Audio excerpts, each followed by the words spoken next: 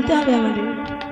তা পার্বতী মা আমার জিজ্ঞাসা করলেন, আচ্ছা স্বামী, আমার প্রভু নারায়ণ এমন কি অপরাধ করেছিল যার জন্য আমার দেবঋষি নারদজি তাকে অভিশাপ দিয়ে দিলেন?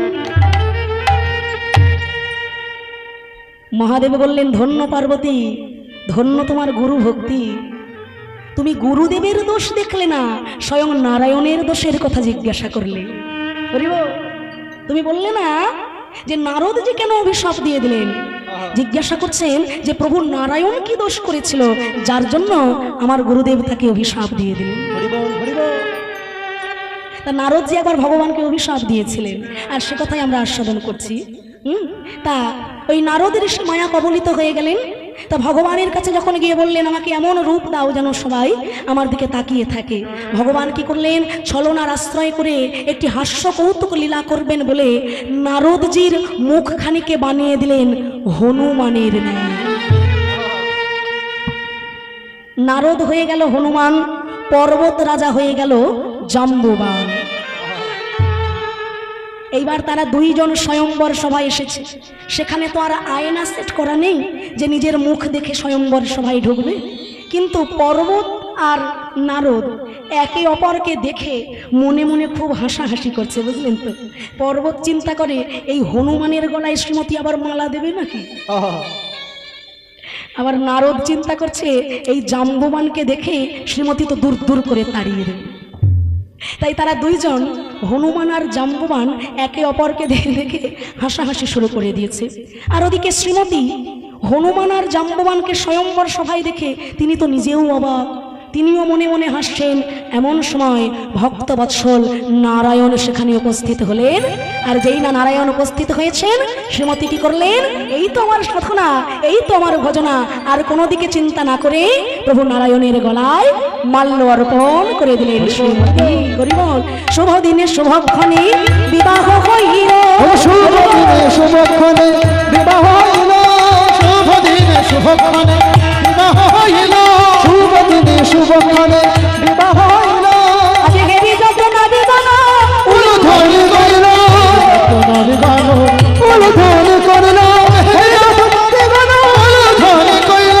আনন্দের ধরে নারে, আনন্দের ধরে নারে, শ্রীমতীর বিবাহ তাদের আনন্দের ধরে নারে, শ্রীমতীর বিবাহ কালে আহু তুলে হরি বলে, শ্রীমতীর বিবাহ রে আহু তুলে হরি বলে, শ্রীমতীর বিবাহ রে আহু তুলে হরি বলে, শ্রীমতীর বিবাহ রে আনন্দের ধরে নারে, আনন্দের ধরে নারে। প্রভু নারায়ণ কি করলেন, শ্রীমতীকে সঙ্গে নিয়ে, শ্রীমতীর কাছ থেকে মালা পেয়ে আনন্দে শ্রীমতীকে সঙ্গে নিয়ে এলেন বৈকুণ্ঠ ধামে। পর্বত রাজা আর নারদ ঋষি চিন্তা করলেন, বা বা বা, ভালোই ছলনা করলে প্রভু, ভালোই খেলা খেললে আমাদের সঙ্গে। স্বচ্ছ জলধারায়, মানে সরোবরের জলে পর্বত আর নারদ নিজের মুখ দেখতে পেয়ে তারা চমকে উঠল। এ কি, একজন হনুমান আর একজন জাম্বুবান। ছুটতে ছুটতে এলো তারা বৈকুণ্ঠে। হে বৈকুণ্ঠাধিপতি প্রভু নারায়ণ, যে নারীর যন্ত্রণায় তুমি আমাদের কাঁদালে, আগত অবতারে তুমি যখন মর্যাদা পুরুষোত্তম রামচন্দ্র হবে, সেই নারীর যন্ত্রণায় তোমাকেও বনে বনে কেঁদে বেড়াতে হবে প্রভু। আর একটা কথা বলি, যে হনুমান আর জাম্বুবানকে তুমি অবহেলা করলে, আগত লীলায় এই হনুমান আর জাম্বুবানী তোমার সীতা দেবীকে খুঁজে আনতে তোমায় সহযোগিতার হাত বাড়িয়ে দেবে। সেই জন্য মর্যাদা পুরুষোত্তম স্বয়ং ভগবান হনুমানের সহায়তা ছাড়া, জাম্বুবানের সহায়তা ছাড়া সীতা দেবীকে তিনি উদ্ধার করতে পারলেন না। সেই নারদ ঋষি চিন্তা করলেন যে আজকে আমার রাধারানী কাঁদছে, এই রাধারানীর বিরহ কথা শ্রী গোবিন্দের কাছে দ্বারকায় গিয়ে আমি জানাবো। তাই নারদ ঋষি তার বিনা যন্ত্র নিয়ে চলেছেন ওই দ্বারকায়। বলো বলো যন্ত্র রাধা নাম মন্ত্র, যাগ চক্রব্রত কিছু নাহিলা,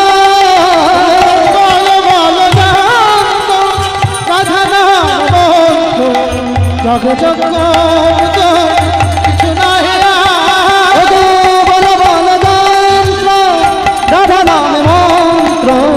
যজ্ঞব্রত ছাড়া কিছু নাহি বল বল বীরে রাধা নাম বীরে বল বল বীরে রাধা নাম বীরে বল বল বীরে রাধা নাম বীরে এই ভুবনে কিছু নাহি বল বল রাধা নাম মন্ত্র যজ্ঞব্রত ছাড়া কিছু নাহি বল বল রাধা নাম মন্ত্র যজ্ঞব্রত কিছু নাহি রামেশ্বরী রাধা রানী কি, রাধা রানী কি, রাধা রানী কি।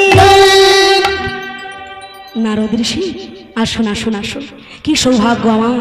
কিন্তু নারদ ঋষি ওই নাম করে করে দ্বারকার পথে পথে আপনি ঘুরে বেড়াচ্ছেন, বলুন বলুন নারদ ঋষি, কেন ওই নাম আপনি করছেন? নারদ ঋষি বলছেন, প্রভু গো, তুমি কি জানো না, তুমি দ্বারকার সিংহাসনে বসেছ। ত্রেতায় রাম রাজা ছিল, অসময়ে যজ্ঞ কইল তেতা রামে রাজা ছিল, অসময়ে যজ্ঞ কইল তেতা রামে রাজা ছিল, অসময়ে যজ্ঞ কইল দানবত যজ্ঞ হবে এবে, আধা দানবত যজ্ঞ হবে এবে, যজ্ঞ সঙ্গ হবে যে জন দান চাবে, যজ্ঞ সঙ্গ হবে যাবে যে যে নজা দান চাইবে, করিবে তাই দান হাসিবে, করিবে তাই দান হাসি মুখে, তবু তোমায় যজ্ঞ করতে হবে তোমায় যজ্ঞ করতে হবে, তোমায় যজ্ঞ করতে হবে, শোনো কেশন গুণবলী, তোমায় যজ্ঞ করতে হবে, শুনো হে স্বামী গুণনিধি তোমায় যজ্ঞ করতে হবে। তাই রাম রাজা ছিল, অশ্বমেধ যজ্ঞ কইল। মর্যাদা পুরুষোত্তম প্রভু রামচন্দ্র যখন অযোধ্যার রাজ সিংহাসনে বসলেন, এত মুখের কথা ছিল না বাবা। প্রভু রামচন্দ্র যখন 14 বছর ধরে বনবাস যাপন করলেন, কেন? रघुकुल रीत सदा चली आए, प्राण जाए पर वचन ना जाए। পিতৃসত্য পালনের জন্য মর্যাদা পুরুষোত্তম স্বয়ং ভগবান 14 বছর ধরে বনবাস জ্ঞাপন করলেন। রাজা দশরথের ঘরে পূর্ণ ব্রহ্ম স্বয়ং এসেছিলেন ভগবান। তা এই রাজা দশরথ কে তিনি? না, এই যে আমরা মনুষ্যকুলে জন্ম পেয়েছি বাবা, এই যে মনুষ্য রূপে আমরা জন্ম পেয়েছি, পৃথিবীর সর্বপ্রথম মানুষ যিনি স্বয়ংভুব মনু, আর পৃথিবীর সর্বশ্রেষ্ঠ মানবী যিনি মাতা শতরূপা। এই জগৎ সংসারে মনুষ্য জন্ম হল সর্বশ্রেষ্ঠ জন্ম, যে জন্মে হরি ভজন হরি সাধন করা যায়। তাই আমাদের সকলের পিতা হলেন মনু, আর বাবার বাবাকে কি বলা হয় গো? ঠাকুর দাদা। তাহলে আমার ঠাকুর দাদার নাম কি বলতে পারবে? আমাদের সকলের ঠাকুর দাদাকে জানো? জানো না? সৃষ্টিকর্তা ব্রহ্মা, ব্রহ্মার পুত্র মনু, মনু থেকে মনুষ্য জাতি সৃষ্টি হলো। তা সেই স্বয়ংভব মনু পৃথিবীর সর্বপ্রথম মানুষ, আর শতরূপা মাতা তারা সাধনা করলেন ভক্তবৎসল ভগবানকেই যেন আমরা সন্তান রূপে পাই। মর্যাদা পুরুষোত্তম প্রভু রামচন্দ্র তাদের ঘরে অবতীর্ণ হলেন, কিন্তু রাজা দশরথ তার কপালে কিন্তু পুত্রযোগ ছিল না বাবা। পুত্রের বাসনায় তিনি অনেক বিবাহ করলেন। রাজা দশরথের কতজন স্ত্রী ছিল মায়েরা জানো? হ্যাঁ, কজন? 3 জন প্রধানা স্ত্রী। কৃত্তিবাসী রামায়ণ পড়লে পরে জানা যাবে রাজা দশরথের 750 জন স্ত্রী ছিলেন। আর প্রভু রামচন্দ্রের একজন ভগিনী, একজন বোন ছিলেন। রামচন্দ্রের যে বোন ছিলেন তার নাম কিন্তু আমরা অনেকেই জানি না। রামচন্দ্রের যে বোন ছিলেন তার নাম হলো শান্তা দেবী। তারই পতি দেবতা ঋষ্যশৃঙ্গ মুনির দ্বারা হয়েছিল পুত্রেষ্টি যজ্ঞ। তাহলে অন্ধমুনির পুত্র সিন্ধুমুনিকে শব্দভেদী বাণে যখন রাজা দশরথ অজান্তেই ওই বাণে তার প্রাণ যাচ্ছে, ব্রহ্ম হত্যা হয়ে গেল। আর পুত্রের মৃত্যু শোক শুনে অন্ধমুনিও প্রাণ হারালেন, স্ত্রীও প্রাণ হারালেন। একই সাথে 3টি ব্রহ্ম হত্যার পাপ লেগে গেল রাজা দশরথের। ব্রহ্ম হত্যার পাপে রাজা দশরথ বিমর্ষ হয়ে গেলেন। এলেন গুরু বশিষ্ঠের আশ্রমে, কিন্তু কপাল দুঃখে তখন গুরুদেব ছিলেন না তার নিজ গৃহে বা নিজ কুটিরে। গৃহে ছিলেন গুরুদেবের ছোট্ট শিষ্য, যার নাম ছিল বামদেব। বামদেবকে জিজ্ঞাসা করলেন, ওগো আমি 3টি ব্রহ্ম হত্যার পাপে জর্জরিত, বলো আমার উপায় কি হবে, আমার গতি কি হবে? বামদেব বললেন, আমি বলে দিচ্ছি, 3টি ব্রহ্ম হত্যার মহাপাপ যদি হয়ে থাকে 3 বার তুমি রাম নাম জপ করো। 3 বার রাম নাম জপ করতে বললেন। তখনও কিন্তু প্রভু রামচন্দ্র নররূপে লীলায় আবির্ভূত হননি, তখনকার ঘটনা। তা সেই 3 বার রাম নাম জপ করে রাজা দশরথ হৃদয়ে তার আনন্দে পরিপূর্ণ হলো এই রাম নামে। কিন্তু গুরুদেব যখন ফিরে এলেন তার কুটিরে, এসে দেখলেন কুটিরে লেখা রয়েছে 3 বার রাম নাম। শিষ্যকে জিজ্ঞাসা করলেন, ওরে একবার রাম নাম নিলে জীবের পাপ চলে যায়, এখানে 3 বার রাম নাম লেখা কেন? গুরুদেব, অযোধ্যার রাজা 3টি ব্রহ্ম হত্যার পাপ করেছে, আর সেই 3টি ব্রহ্ম হত্যার পাপ থেকে মুক্তি পেতে একবার রাম নামে হয়তো মুক্তি হবে না, তাই আমি 3 বার রাম নাম বলিয়ে দিয়েছি। ওরে অপদার্থ, একবার রাম নামে যত পাপ হরে, জীবের সাধ্য নাই তত পাপ করে। 3টি ব্রহ্ম হত্যা কেন, 3 কোটি ব্রহ্ম হত্যার পাপ যদি থাকে, ভক্তি ভরে নয়ন জলে যদি কেউ একবার রাম বলতে পারে, তার সব পাপ জনমের মতো ধুয়ে মুছে পরিষ্কার হয়ে যায়। আমার শিষ্য হয়ে তোর এখানে মতি হলো, যা তুই চণ্ডাল কুলে জন্মগ্রহণ কর। চণ্ডাল হইয়া মিতালি করিল, কে? গুহক চণ্ডাল বরে। আপনাদের এই মেদিনীপুর জেলার একটা বিশেষ ঐতিহ্য আমরা দেখতে পাই, খুব সুন্দর সুন্দর রামায়ণ গান হয় আপনাদের এদিকে। আমরা অনেক জেলায় যাই, কিন্তু রামায়ণ গানের যে ঐতিহ্য আগে আমরা ছিল আমাদের সনাতন ধর্মাবলম্বীর, এগুলো তো প্রধান প্রধান ঐতিহ্য, এই সংস্কৃতিগুলো নষ্ট হয়ে যাচ্ছে বাবা। কিন্তু মেদিনীপুর জেলায় এলে আমাদের সেই চিরস্মরণীয় অনাথ বন্ধু, আহা, তা যার রামায়ণে অমৃত সুধা ঝরত, তো আপনাদের এই মেদিনীপুর জেলায় সেই সংস্কৃতি কিন্তু এখনো আমরা দেখতে পাই। আজকে এসেও শুনেছি এখানে কিন্তু রামলীলা আপনারা সবাই আস্বাদন করেছেন। সত্যি রামলীলা বড় মধুময়। কত সুন্দর কথা বলল, চণ্ডাল হইয়া মিতালি করিল, গুহক চণ্ডাল বরে। আচ্ছা বলুন তো, যিনি বিশ্ব ব্রহ্মাণ্ডের রাজা, তার সঙ্গে কোনো চণ্ডাল বা কোনো ভিখারির কি বন্ধুত্ব হবে? কি গো মা, মনে করুন আমাদের এই রাজ্যের মুখ্যমন্ত্রী যিনি, প্রধানমন্ত্রী যিনি, আপনাদের এই পূর্ব মেদিনীপুর জেলার অত্যন্ত গ্রামের মধ্যে পর্ণকুটিরে একজন ভিখারি দিন দরিদ্র বাস করে, যে দিন আনে দিন খায়, ভিক্ষা করে জীবন চালায়। আমাদের দেশের প্রধানমন্ত্রী মুখ্যমন্ত্রীর সঙ্গে ওই কুটিরে থাকা ভিখারির কি কোনো বন্ধুত্ব হবে? কি গো বাবা, হবে কি? যদিও ভোটের সময় অনেক কিছুই দেখা যাবে, রুটি বেলতেও দেখা যাবে, মাঠে চাষ করতেও দেখা যাবে, খুন্তি নিয়ে রান্না বান্না করতেও দেখা যায়। তা যাই হোক, কীর্তনের আসরে এসে আমি রাজনৈতিক কথা বলে এই জায়গাটাকে অপবিত্র করতে চাই না, কিন্তু আমরা যা দেখছি তাই তো বলছি। ভোটের সময় বন্ধুত্ব হলেও হতে পারে, কিন্তু মিটে গেলে বন্ধুত্ব থাকবে কি থাকবে না, সেটা আমার জানা নেই বাবা। একটু হাত তুলে বলবেন জয় শ্রীরাম, জয় শ্রীরাম, জয় শ্রীরাম। হাতগুলো উঠছে, আবার ভয়ে মাঝে মাঝে নেমে যাচ্ছে। না মানে যদি আবার আশেপাশে কেউ দেখে নেয়, না না, ভয় পাওয়ার কিচ্ছু নেই। রাম নামে কোনো রঙের দাগ লাগে না বাবা। রাম আমাদের সবার, প্রত্যেক সনাতনীর হৃদয় রত্ন সিংহাসনে বসে আছেন প্রভু রাম। তাকে সরাবেন কিভাবে, যিনি হৃদয়ে বসে আছেন? হ্যাঁ, রামে কোনো রঙের দাগ লাগাবেন না।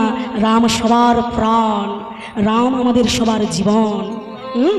তাহলে প্রধানমন্ত্রী মুখ্যমন্ত্রীর সঙ্গে আজকের দিনে যেন কোনো ভিখারির যেমন বন্ধুত্ব হয় না, হয়েছিল ওই ত্রেতা যুগে বিশ্ব ব্রহ্মাণ্ডের রাজার সঙ্গে ওই গুহক চণ্ডালের বন্ধুত্ব স্থাপন হয়েছিল।